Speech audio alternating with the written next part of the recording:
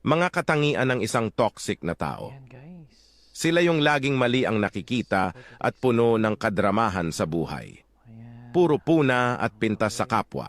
Laging galit kahit sa kaunting inconvenience. Reklamo dito, Ayan ang laki. reklamo doon.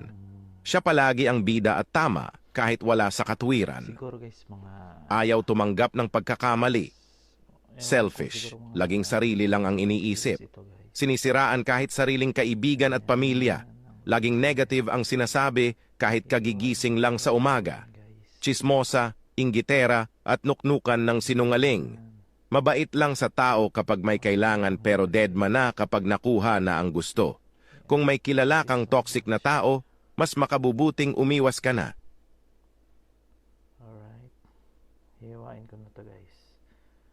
Thank you.